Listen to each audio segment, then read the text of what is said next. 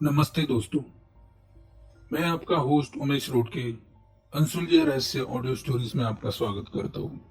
अगर आपको आत्माएं, भूत प्रेत, जिन पिशाच की कहानियां पसंद है तो आप सही जगह है। हम हमारे चैनल पे ऐसे ही डरावनी कहानियां लाएंगे। डर को महसूस करें, क्योंकि डरना जरूरी है। आज की कहानी है छत्तीसगढ़ के सूरज पटेल की, जिन्हें एक चैलेंज एक्सेप्ट करना महंगा पड़ गया। मैं सूरज पटेल। बात उन दिनों की है जब मेरी शादी होके पहली बार अपने ससुराल गया हुआ था। पहली बार दामाद आया हुआ था, इसलिए मेरी खूब खातिरदारी हुई। मुझे मिलने बहुत रिलेटिव आए हुए थे। सबने अपने बारे में खुल के बात की, स्पेशली मेरे सालों ने।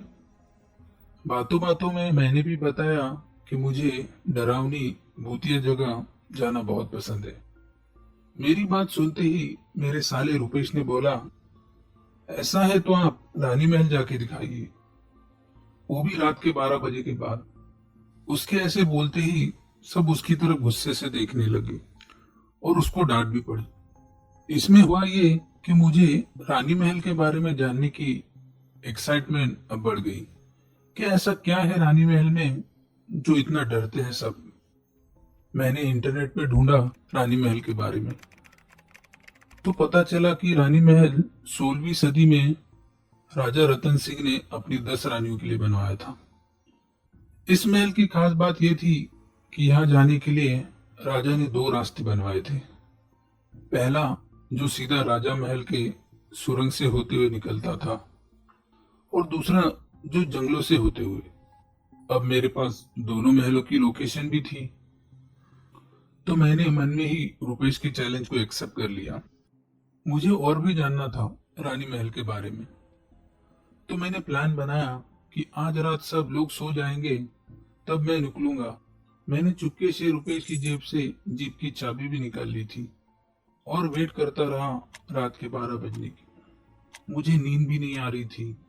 12 बजे तो मैं सबसे छुपते छिपाते घर से बाहर निकला और जीप लेके निकल पड़ा अपने रहस्यमय सफर पर। सबसे पहले मैं राजा महल पहुंचा। महल पूरी तरह से खंडर बन चुका था। मैंने टॉर्च जलाई और महल के अंदर जाने का रास्ता ढूंढ रहा था। हवेली पुरानी होने के कारण सब जगह जाले लगे हुए थे। जालों को हटाते हटाते मैं महल के बड़े से रूम में आ पहुंचा। तभी मुझे मेरे पास किसी के होने का एहसास हुआ। मैंने पलट के देखा तो कोई नहीं था वहां। मैं आगे बढ़ा और टॉर्च से इधर उधर देखने लगा कि सुरंग किस दिशा में होगी। कौन है? कोई है क्या वहां? तभी मेरे सामने से एक काली बिल्ली गुजरी। मैं थोड़ी देर के लिए डर गया था, क्योंकि उसकी वो हरी आंखें ही मुझे दिखाई दे रही थी। आगे बढ़ा तो मुझे ऊपरी माले से रोशनी दिखाई दी। मैं रोशनी की दिशा में बढ़ा तो किसी के खांसने की आवाज मुझे सुनाई दी। मैं दौड़ते हुए उस कमरे में गया तो वहां एक बूढ़ी औरत सोई हुई थी, जो दर्द के मारे करा रही थी। वो जो भी थी बहुत डरावनी लग रही थी। उसके बाल जहां वहां फैले हुए थे। मैं उसकी तरफ बढ़ा तो मुझे कमरे के आईने पर किसी की परछाई दिखी, जो बिल्कुल मेरे पीछे खड़ी थी। मैं जैसे ही पलटा, वो परछाई भागने लगी। मैं भी उसके पीछे भागा और उसको रोका। उसने अपने मुंह पर से शॉल हटाई। वो कोई आदमी था। उस आदमी ने बताया कि वो रामलाल है और उसकी पूरी पीढ़ी इस महल की रखवाली और देखभाल करते हैं। ऊपर जो औरत है वो राजा की चौथी पीढ़ी की आखिरी वंशज है, इंदुमती देवी। उसका कोई नहीं है, तो वो अपने आखिरी पल राजा महल में ही बिताना चाहती थी। रामलाल ने बताया कि इंदुमती देवी इतनी डरावनी दिखती है, उसी कारण वो कभी भी रात में ऊपर वाले कमरे में नहीं जाता, और वो मुझे भी वहां देख के डर गया था। मैंने रामलाल को रानी महल के रहस्य के बारे में पूछा तो उसने बताया कि उसके दादा ने उसको बताया था राजा रतन सिंह ने ये दोनों महल, राजा महल और रानी महल, एक साथ बनवाए थे और वहां आने जाने के लिए एक खुफिया सुरंग भी, जो सिर्फ राजा को पता थी, जहां से राजा अपनी रानियों को मिलने जाया करते थे। उनकी 10 रानियों का राज सिर्फ राजा रतन सिंह को ही पता था। सिर्फ वही सुरंग से जाके रानियों का हालचाल देखते थे। ऐसे ही कई साल बीत गए और एक दिन वो मनहूस दिन आया जिस दिन पड़ोस के राजा कुंवर सिंह ने राजा रतन सिंह के खजाने के लालच में महल पर हमला कर दिया और राजा को मारकर खजाना लूट रहे थे। तभी उनके हाथ वो खुफिया सुरंग लगी जो रानियों के महल में निकलती थी। सारे सैनिकों ने रानी महल पर हमला कर दिया। सारी रानियों के आभूषण लूट के उनको भी मार डाला। बोलते हैं तब से रानी महल की रानियों की आत्माएं वहां भटकती रहती है और वो आज भी राजा रतन सिंह के महल लौटने का इंतजार कर रही है। कहते हैं कि कोई भी आदमी या औरत अगर रानी महल के आसपास भी जाता है या वहां से गुजरता है तो उसकी कभी कोई खबर नहीं मिलती कि वो जिंदा है या मर गया। रामलाल की बातें सुन के मुझे थोड़ी हंसी आई कि आज भी लोग ऐसी अंधविश्वास पे भरोसा करते हैं। रामलाल ने बातों बातों में ही बताया था कि महल के टूटने के कारण वो खुफिया सुरंग भी बंद हो चुकी है। इसी कारण मुझे जंगल के रास्ते से निकलना पड़ा रानी महल के रहस्यों की खोज में। रामलाल से राजा महल और रानियों के बारे में सुनकर मैं रानी महल की ओर निकल पड़ा। मैप को फॉलो करते हुए मैं चलते जा रहा था। तभी मैं एक सुनसान मोड़ पे आके रुका। वहां पे 2 रास्ते वाला मोड़ था जो मैप के हिसाब से एक जंगल की ओर जाता था और दूसरा शहर की ओर। मैंने जीप जंगल की ओर मोड़ ली। आगे थोड़ा देर चला ही था तो फिर से 2 मोड़ आए जिसमें से एक रास्ते पर बड़ा सा बोर्ड लगा हुआ था। मैं जीप से उतरा और बोर्ड पढ़ने लगा। आवश्यक सूचना, रानी महल की सीमा में सूर्योदय से पहले एवं सूर्योदय के पश्चात प्रवेश करना वर्जित है। अगर कोई इस सूचना का उल्लंघन करता है तो वो अपनी जान का खुद जिम्मेदार होगा। मैं नोटिस की बातों को इग्नोर करते हुए रानी महल के रास्ते मुड़ गया।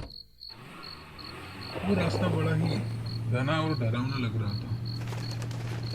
तभी मैंने एक बात नोटिस की कि एक उल्लू मेरा पीछा कर रहा था जब से मैंने रानी महल का रास्ता लिया था। मैंने कहीं पढ़ा था कि उल्लू को बहुत अपशकुनी माना जाता है, पर मेरी दादी की माने तो उल्लू भूत पिशाच और नेगेटिव चीजों को महसूस कर पाते हैं और वो उन्हें देखकर या महसूस करके चीखने लगते हैं, जैसे कि वो लोगों को सतर्क कर रहे हो, पर लोग उसका गलत मतलब निकालते हैं। मैं उल्लू को देख ही रहा था, तभी अचानक मेरी गाड़ी के सामने एक औरत आई और मुझे जोर से ब्रेक लगाना पड़ा, पर शायद मैंने उस औरत को जीप के नीचे कुचल दिया था। खुद को संभालते हुए गाड़ी से उतर के देखा तो वहां कोई नहीं था, ना ही वो औरत, ना ही उसकी लाश। मैं काफी डर गया था तो थोड़ा बैठ के मोबाइल में लोकेशन चेक करने लगा तो बस 500 मीटर ही दूर था महल। जीप में बैठा तो जीप स्टार्ट ही नहीं हो रही थी, तो मैंने पैदल ही जाने का मन बना लिया। मैंने अपनी बैग ली और चल पड़ा। थोड़ी देर चलने के बाद मैं महल पहुंच गया। वहां रानी महल की हालत राजा महल से भी बदतर हो गई थी। महल बहुत बड़ा था, पर पूरा महल पेड़ और झाड़ियों से भरा पड़ा हुआ था। मुझे कोई रास्ता भी नहीं दिखाई दे रहा था जहां से मैं अंदर जा सकूं। मैं आगे बढ़ा तो अचानक से वो उल्लू मेरे सामने वाली झाड़ी पे आके बैठा और जोर जोर से आवाजें करने लगा, जैसे मुझे रोक रहा हो अंदर जाने से। और अचानक हवाएं भी तेज होने लग गई। मैं थोड़ा इधर उधर घूमा और झाड़ियां हटा के अंदर जाने का रास्ता बनाया। और जैसे ही मैं महल के अंदर गया तो एक रोशनी चमकी और मैंने जो देखा उस पर मेरा विश्वास नहीं हो पा रहा था। रानी महल जैसे सोने जैसा चमक रहा था। संगमरमर के फर्श, रत्न जड़ी झूमर, चारों तरफ चहल पहल और भी बहुत कुछ। मुझे मेरी आंखों पे विश्वास नहीं हो रहा था। तभी बहुत सारी औरतें मेरी तरफ हंसती हुई आ रही थी, जैसे मेरा ही इंतजार कर रही हो। वो मेरे पास आई और बोली, आइए महाराज, हम आप ही का इंतजार कर रही थी। बहुत देर लगा दी आपने आने में। और मुझे पान का बीड़ा खिला के अपने साथ ले जाती है। मुझे ऐसे महसूस हो रहा था जैसे मैं किसी मायाजाल में फंस गया हूँ। वो 10 औरतें थी और मुझे महाराज बुला रही थी। तो मुझे समझने में देर नहीं लगी क्योंकि मुझे महाराज राजा रतन सिंह समझ रहे हैं। इस महाजाल को देख के एक बात तो पक्की है कि भूत और भूतों का साया सच में होता है। अब मेरे पसीने छूट रहे थे कि मैं अब इन रानियों के आत्माओं से अपना पीछा कैसे छुड़ाऊं। सारी रानियों ने मुझे एक जगह बैठाया और मेरी चारों तरफ बैठ गई और मुझे प्यार से निहारने लगी, मानो कब से तरस रही हो राजा रतन सिंह से मिलने के लिए। मैंने देखा कि रानियां इतनी इमोशनल हो रही थी कि उनकी आंखों से आंसू निकल रहे थे। रानियों का प्यार और बेचैनी को देख के धीरे धीरे मैं पता नहीं कैसे उनकी तरफ आकर्षित हो रहा था और भूल गया था कि वो महज एक छलावा है। थोड़ी देर में तो मैं खुद को ही राजा रतन सिंह समझने लगा था और महल में रानियों के साथ एक रूम से दूसरे रूम खेलकूद और मस्ती करने लगा। मैं जहां भी छुपता रानियां मुझे ढूंढ ही लेती थी। फिर मैं एक ऐसी जगह ढूंढने लगा जहां रानियां मुझे ना ढूंढ पाए। तभी मुझे महल के नीचे तहखाने में छुपने का तरीका सूझा और मैं दौड़ते हुए वहां जा रहा था। तभी अचानक मेरे पैर में कुछ चीज लगी और मैं नीचे गिर गया। तभी सारी जगह जैसे अंधेरा छा गया। सुनसान सा खंडर पड़ा हुआ महल, सारे महल की दीवारों पर पेड़ उगाए थे, मानो जैसे अंधेरा घना जंगल। मेरे गिरते ही रानियों की वजह से जो मुझ पे वशीकरण हुआ था वो खत्म हो गया।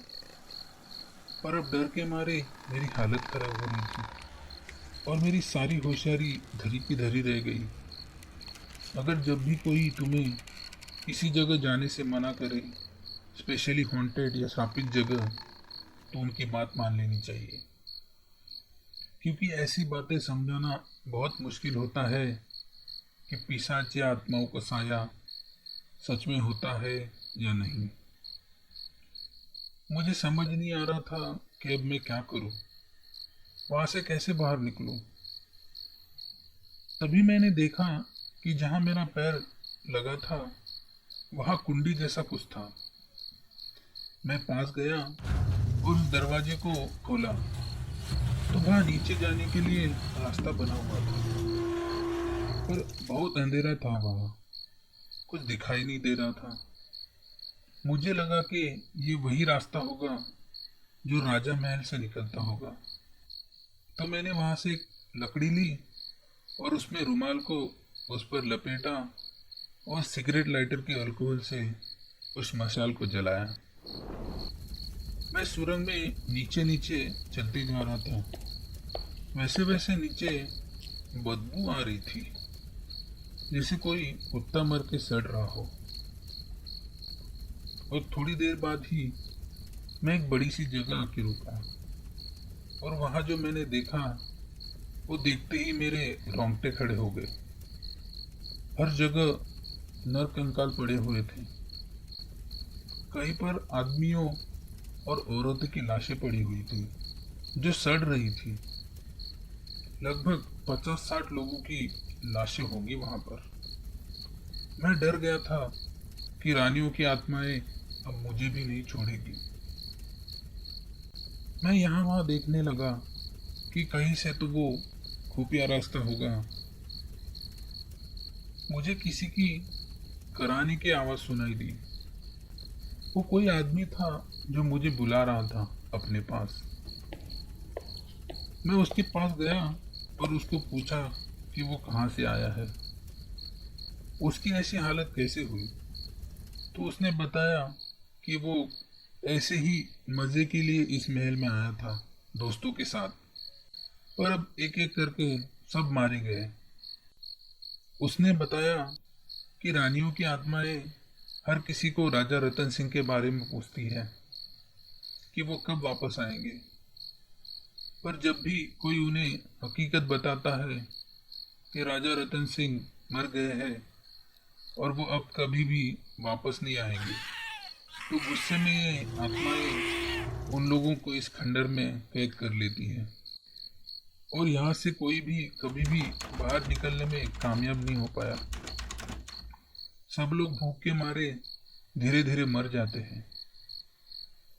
उसके और उसके दोस्तों को कहीं पर भी वो खुफिया रास्ता नहीं मिला जो राजा महल निकलता था,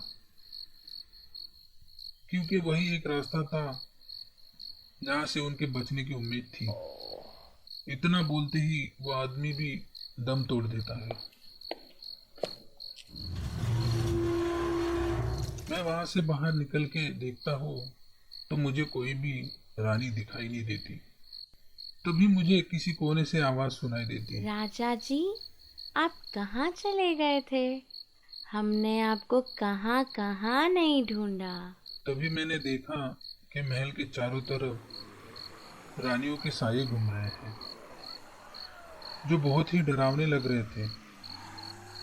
उनका पूरा शरीर सड़ा हुआ, नाखून और बाल पैर तक बढ़ चुके थे। उनमें से एक रानी मेरे पास आई और बोली, महाराज, मस्ती बहुत हुई, अब खाना खा लीजिए।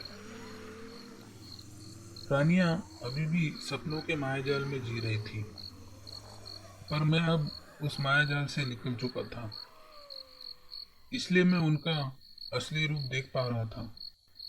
पर वो लोग अभी भी मुझे राजा समझ के मुझे प्यार से खाना खिला रही थी, पर असलियत में मुझे ना कोई खाना मिल रहा था, ना महल के कोई ऐशो आराम।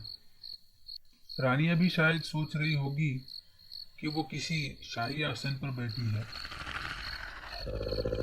पर हकीकत में मुझे वो पेड़ पर बैठी दिखाई देती थी। रानियों को दिखाई देता था जैसे मैं किसी शाही पलंग पर सोया हूँ, पर असलियत में मैं रोज नीचे जमीन पर सोता था।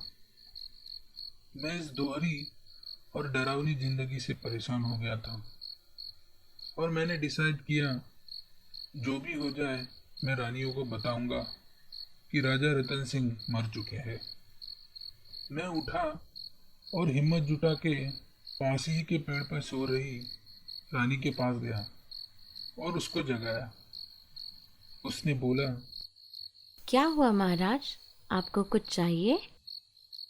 मैं चिल्लाते हुए बोला कि बंद करो मुझे महाराज बोलना। आपके महाराज राजा रतन सिंह उस दिन ही मर गए थे जिस दिन आपके महल पर हमला कर सारे सैनिकों ने आप सबको मार दिया। ये सुनते ही वो सब गुस्से से बौखलाई, और तभी एक रानी ने मुझे दूर फेंक दिया, पर उसी पल वो सहम गई, क्योंकि अभी भी उनको मुझ में राजा रतन सिंह दिखाई दे रहे थे। मैं उनको बीता हुआ कल सुना रहा था तो वो और गुस्से से चिल्लाने लगती थी। वो मुझे मारने के लिए आगे बढ़ती थी और मार नहीं पाती थी और दूसरी चीजों को उथल पुथल कर देती थी। मुझसे भी उनकी भी तड़प दिखी दी जा रही थी।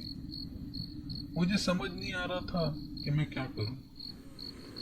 तभी मुझे एक उपाय सूझा कि रानियों को इमोशनली राजा रतन सिंह से जोड़ना पड़ेगा। उसके लिए शायद झूठ भी बोलना पड़े, तभी कुछ हो पाएगा। मैंने रानियों से कहा कि राजा रतन सिंह शरीर से तो मुक्त हो गए हैं, पर उनकी आत्मा आज भी तड़प रही है अपनी रानियों के इंतजार में। क्या आप लोग राजा को वहां तड़पता हुआ देखना चाहती हैं? परलोक चले जाइए और राजा की आत्मा के साथ अपनी आत्मा को भी मुक्त कर लीजिए। मेरे ऐसे बोलते ही सब जगह जैसे सन्नाटा छा गया। सारी रानियां मेरे सामने अपने रानी वाले रूप में आई और मुझे थोड़ी देर देखने के बाद वो सब धीरे धीरे हवा के साथ ओझल हो गई। कई दिनों से कुछ न खाने के कारण मेरी हालत भी खराब हो गई थी। मेरे पैरों में इतनी भी जान बची नहीं थी कि मैं थोड़ा भी चल पाऊं, पर मैं जैसे तैसे कर महल के बाहर निकला और आते ही नीचे गिर पड़ा। मैंने बेहोश होने से पहले बस एक ही आवाज सुनी थी,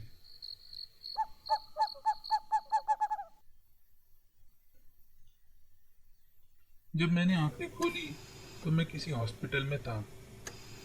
घर वालों ने बताया कि मेरी जान एक उल्लू के कारण बची है। उस उल्लू ने चिल्ला चिल्ला के पास के गांव वालों को वहां आने पर मजबूर कर दिया था। गांव वालों को वहां मैं बेहोशी की हालत में मिला और उन्होंने मुझे हॉस्पिटल पहुंचाया।